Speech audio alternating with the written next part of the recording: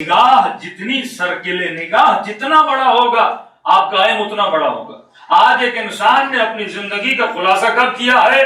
पैदाइश से लेकर वफात तक। जब आपकी निगाह ही इतनी छोटी है कि भाई मैं इस दिन पैदा हुआ, ये डेट ऑफ बर्थ है, ये डेट ऑफ डेथ है, ये मेरे आने की डेट है, और अंग्रेज तो लफ्ज एक्सपायर इस्तेमाल करते हैं कि भाई बंदा एक्सपायर हो गया। हालांकि बंदा कभी एक्सपायर नहीं होता, बॉडी एक्सपायर हो जाती है, बंदा तो अभी भी बंदा वहीं पर जिंदा है।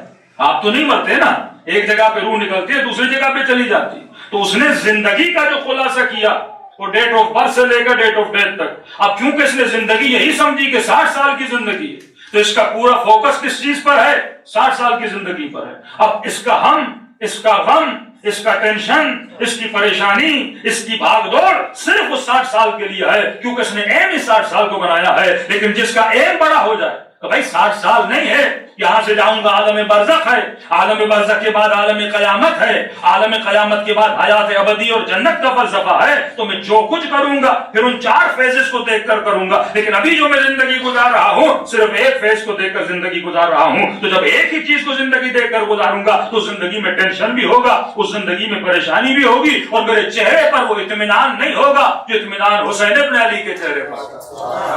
तो इत्मीनान अली इब्न अबी, मौला पे कोई फर्क न पड़ा कि अली इब्न अबी तालिब को हुकूमत मिलती है या नहीं मिलती। इमाम फरमाते हैं मच्छर के पर के बराबर भी तुम्हारी हुकूमतों की कीमत नहीं है। और नहजुल बलागा फरमाते लौलम हुजूरुल हाजिर, अगर इन लोगों का अली के दर पे आना न होता अली कभी चौथी खिलाफत को भी कबूल न करते। क्योंकि लोग हाजिर हो गए तो इमाम पर वाजिब हो जाता है। जब उम्मत आकर खड़ी हो जाए कि आप आइए हुकूमत करिए तो इमाम को, वरना खुद अली इब्न अबी तालिब में हुकूमत करने की लालच जरा बराबर नहीं थी। वरना मौला के लिए कौन सा बड़ा मसला था? सियासी तौर पर अगर मौला गठजोड़ कर लेते तो अमीर शाम का तो कोई झगड़ा ही नहीं था अली इब्न अबी तालिब से। और लोग कहते थे अली आप मिल जाइए। यहां तक जिन्होंने मौला अली को तख्त पर लाया डिमांड देते थे अली इब्न अबी तालिब को कि इमाम ने कहा कि मैं हुकूमत में आ तो रहा हूं लेकिन तुम लोगों से अली का अदल बर्दाश्त नहीं होगा। यहां तक उलमा फरमाते हैं जो लोग कहते हैं ना अल अजल अल अजल, लेकिन कहते हैं इमाम आएंगे तुझसे इमाम का अदल बर्दाश्त नहीं होगा। अक्सरियत कहेगी कि मौला इतनी जल्दी क्यों आ गए? इमाम का आना और मौत का आना सेम कंडीशन है। कल सुबह आप मलकुल मौत को देखो, क्या तैयार हो? मसलन 1 घंटे के बाद मलकुल मौत आ, हम सबको बोले भाई रेडी हो जाओ, टिकट कटवा लिए तुम लोगों की, बोर्डिंग पास हाथ में लो और चलना है 1 घंटे के बाद। कितने हम में से ऐसे लोग हैं जो बोलेंगे हम 100% रेडी हैं? मतलब अभी भी निगाह इस पर है कि 10 साल के बाद करूंगा, 5 साल के बाद कुछ करूंगा। मतलब मुझे यकीन है कि मैं 10 साल क्या रहूंगा, जिंदा रहूंगा ना। निगाह वो नहीं जो निगाह है हासिबू क़ब्ल तो हासिबू, लम्हा लम्हा जो तुम्हारा गुजर रहा है इस लम्हे से कुछ न कुछ तुम्हारे लिए बन रहा है या बिगड़ रहा है। और फरमाया मौत के लिए ऐसे तैयार रहो जैसे कल तुमने चले जाना है, एक लम्हे के बाद तुमने। इसी तरह अदल अली इब्न अबी तालिब लोगों से बर्दाश्त नहीं होता था।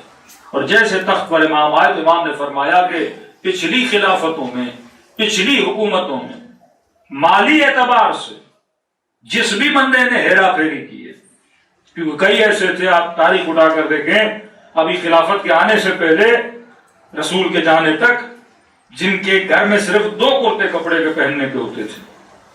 लेकिन 3-4 खिलाफतें गुजरने के बाद, उन हुकूमतों में गुजरने के बाद कुछ ऐसे लोग थे जिनके जाने के बाद उनकी दौलतें इतनी ज्यादा, माल इतना ज्यादा था कि आपके तसव्वुर है।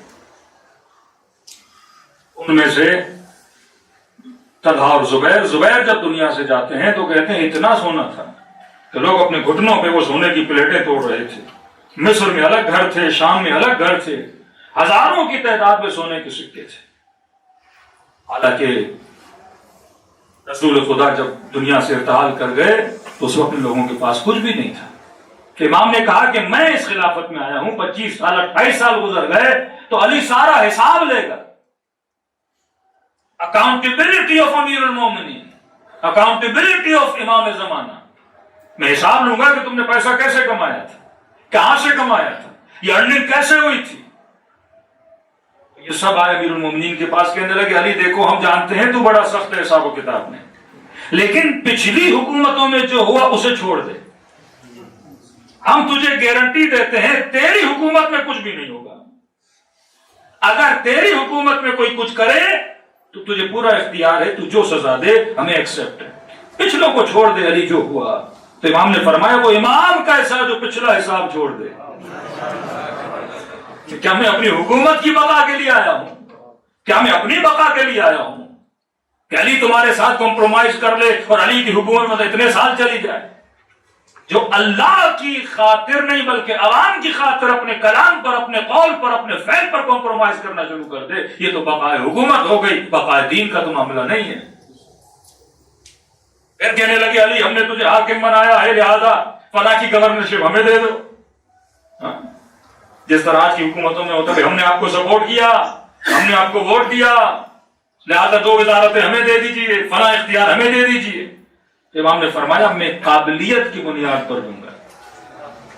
یہی اختلافات جس کی وجہ سے جنگ جمل نے جنم دیا۔ تو فرمایا عدالت اہل بیت علیہ الصلوۃ والسلام، جب تک آپ کا سرکل بڑا نہ ہو، اگر نگاہ صرف دنیا پر رہے گی تو بندے کی پلاننگ صرف دنیا کے لیے ہوگی، لیکن اگر نگاہ بلند ہو جائے تو بندے کی پلاننگ بھی بڑی ہو جاتی ہے۔ سر بات پڑھے محمد وعلى محمد۔